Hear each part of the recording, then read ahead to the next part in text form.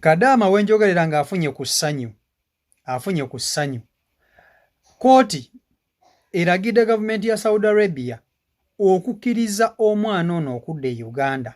Kadaama adde e Uganda era wenjogera essaawa yonna Kadaama buli kimu nga kitambudde bulungi yandiba omutaka e Uganda era luno ali lunyumyanga lutabaalo. Wabula Kadaama mu kudda ewaka alina ebintu bye byasaba. Jjukira Kadaama ono alina looya akwasaganya ensonga zino zonna si yazirimu yekka. Kadaama akyayagala okuba nti ate aliyirirwa aba famire newankubadde kampuni yamuwadde ssente naye akyayagala famire eno emuliyirire. Era kigambibwa okuba nti Kadaama ono yandikomawo n'omwana we e Uganda. Oba kinaasoboka kitya oba kitya, naye okusaba kwe kukyagenda maaso n'okuba nti ate kutunulwamu. Kadaama agenda akomewo Uganda ng'ali safe, ayagala akomewo Uganda n'omwana we ate nga bamuwadde ne ssente ezinalabirira omwana we, kubanga omwana akyali muto, omwana aba yeetaaga maama we. So kati kyemmanyi kooti bw'enaatunulamu ezo ensonga zonna bajja kusobola okuba nti ate Kadaama ono bwe batuuka ku nzikiriziganya bakkiriza n'agenda n'omwana we. Okyegera ekintu ekyo. So mwenna abasabira Kadaama ono mwongeremu essaala. Wenjogera ekintu kyandiba nti ate kyabika embwa ku kizigo kweri. Kadaama essaawa yonna yandiba omutaka waneeno e Uganda. Njagala nkuwe akatambi kano okalabe bulungi oba okawulirize bulungi, naye nkusaba vidiyo gimpere like esobola okuba nti tambula etuuke ku buli muntu. Amawulire agavuddeyo gandiba ag'essanyu oludda olumu. Mwannyinaffe yandibanga okulemera ku nsonga kwandibanga kugenda kumuliisa ku ddiba lya kkapa. Ensonga ziri bwe ziti, kooti efulumizza ebbaluwa era ng'eragira gavumenti eya Saudi Arabia ekkirizibwa okukkiriza omwana ono okusaba kwe singa babeera batuuse ku nzikiriziganya. Mwannyinaffe agamba ayagala kuddayo na mwana we, naye ate ayagala okubeera compensated oba okuweebwa ssente ezinasobola okulabirira omwana. Lawyer agamba kikkirizibwa kitya nti etteeka namba 8 mu mateeka ga Saudi Arabia ligamba nti singa omugwira awasibwa omunnansi ne bamala emyaka 7 ne bazaala n'omwana ne waab'omu, omuwala aba afuuse omutuuze nga bafumbo nga bazadde n'omwana aba afuuse omutuuze, era omuwala afuna ID eraga nti munnansi w'eyensi, n'omwana n'afuna ebimwogerako ebiraga nti munnansi nga bafumbiddwa. Omwana kyebadde alemererako kyabadde kituufu. Kati wano tugambira nti oba omusajja mulwadde oba si mulwadde ku binaaba bivuddeyo kuba results zifuluma ku Monday eza DNA, oba balwadde oba si mulwadde, y'omuwala agambye ali ready okutambuza obulamu bwe kasitaba ng'alina omwana we.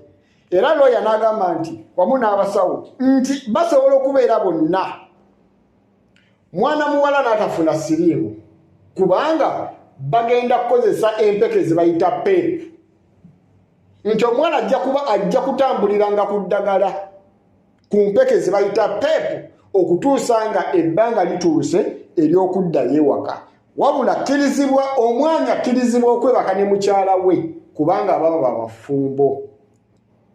Omwana muwala agonze agambye ye talina buzibu, kyasinga okwetaaga kubanga alina mwana we ate ng'ali seefu.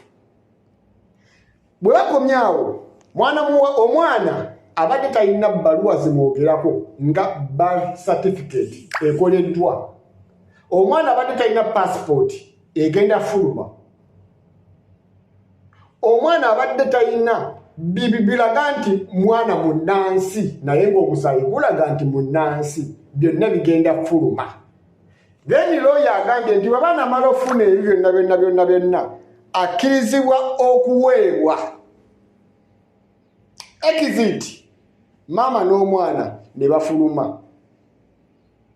Famire kyekyagaanye wabula kooti egamba singa mugaana ekiragiro ekyo oba ekiteeso ekyo mugenda kubeera mu kkomyo emyaka egyabadde gisaliddwa, wabula bwe muto omwana ono n'agenda n'omwana we ne mumuwa n'essente obukadde 150 ezadde esaliddwa, buli kimu kigenda kuba kyejjeeredde. Omwana muwala tatali kuddamu kusaba buyambi, wabula omwana waali bayagala okulaba ku bazadde be ye yennyini agezza, kiriva eri bano eitha okumutulugunya oba okumuleka.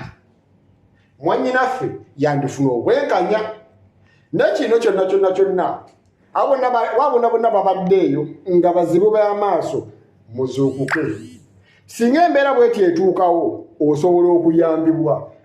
Sitori ya mwannyinaffe eno ezibudde bangi amaaso.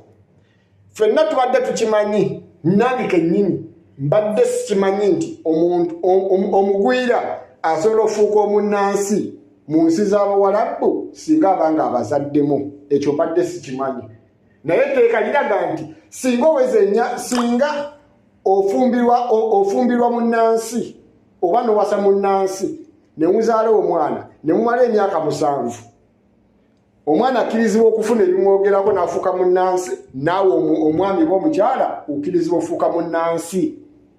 Etteeka gye liri era balisomye nga lirikkirira. That's why tebaagala intermarriage.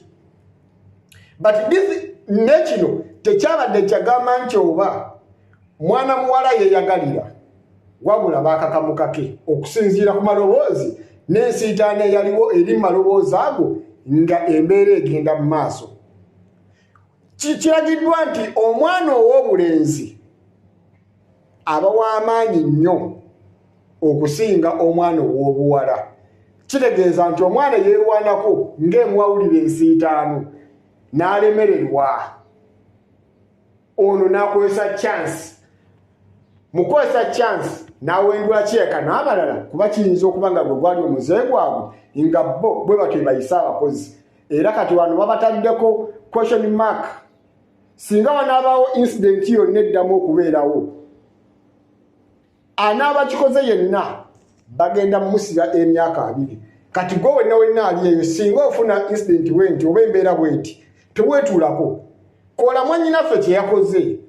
Era yagamba kimu anaabazza e Uganda agenda kubeera free, era ajja kugulawo akawunti ya TikTok addemu agitambuze asseeko story yonna n'ebisingakaawo by'atasobodde kwogera. Gwe wenna ali eyo ng'oyita mu mbeera efaanaganako bweti, nabagamba nti jangu ku namba y'essimu 0779 92 25 41.